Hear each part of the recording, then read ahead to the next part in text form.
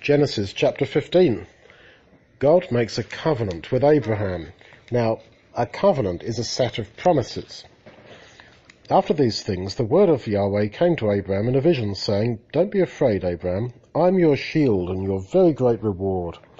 Abraham said, "Lord God, what will you give me since I go childless? And he who will inherit my estate is Eliezer of Damascus." So God had told Abraham he was going to have a seed. And a seed is a son, but it can also mean lots and lots of children. And so the one special seed of Abraham, we read in the New Testament, is Jesus. And as many of us as have been baptized into Jesus, we become the many children of Abraham. We become the seed. And this is where all these wonderful things begin. So Abraham said, "Behold, to me you've given no seed." And then the word of the Lord came to him, saying, "This man Eliezer will not be your heir, but he who will come out of your own body will be your heir." Yahweh brought him outside and said, "Look now toward the sky and count the stars if you're able to count them." Do you think you can count how many stars there are? No. That's right. Yes, no. Because the more you think you can count them, you start to see more and more. That's right. There's too many to count. So, he said to Abraham, "So shall your seed be." He believed in the Lord, and he reckoned it to him for righteousness.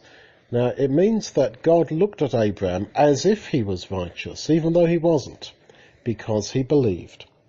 And so, in the New Testament, often quoted that Abraham believed in God, and he was counted as righteous. He was justified or counted right by faith. God said to him further, "I am Yahweh who brought you out of Ur of the Chaldees to give you this land to inherit it." Now God had told Abraham to leave Ur of the Chaldees, and we saw that actually he didn't really do that. His father took him out and they went to live in Haran. And then all the way through, it was God who really worked to bring about Abraham's obedience. So it's all of grace. That is an undeserved gift.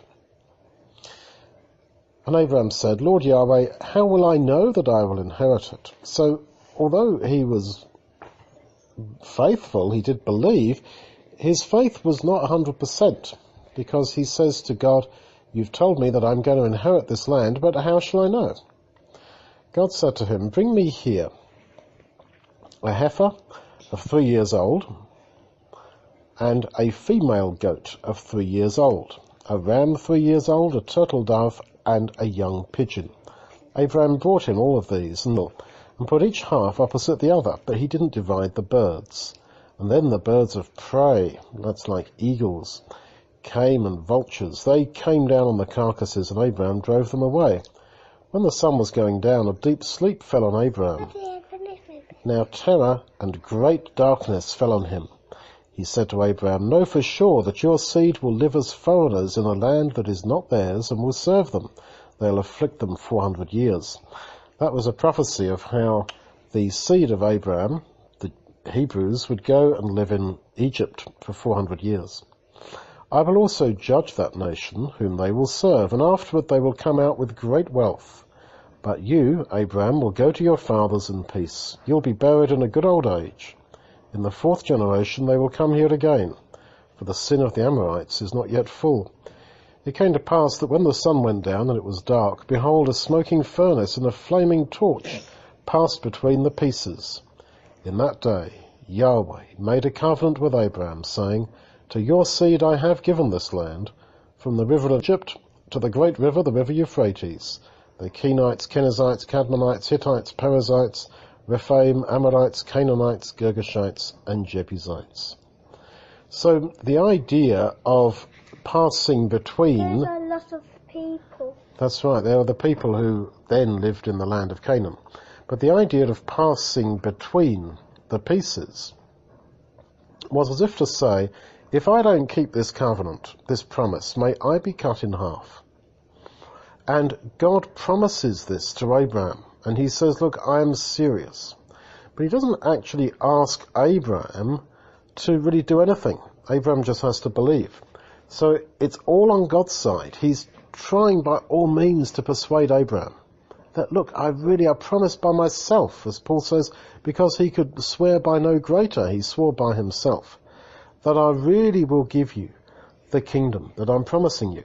So there we are in our little weak faith, thinking, I wonder if it's all really true. Will God really give this to me? This everlasting life, this place in the kingdom.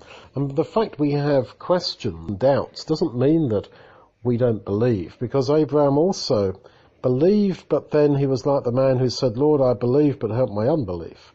He believed, but then he says to God, how do I know that actually this is going to be true? That's what I'm a bit like. That's what I'm a bit like. We're all a bit like that. And so we shouldn't think that we are too weak to believe. And the wonderful thing is that Abraham did believe, although he was weak, and God made up for the rest. He counted him as if he was righteous. And so no wonder these wonderful things are at the very basis of the gospel, the good news that we read about in the New Testament. This is why Paul says the gospel was preached to Abraham.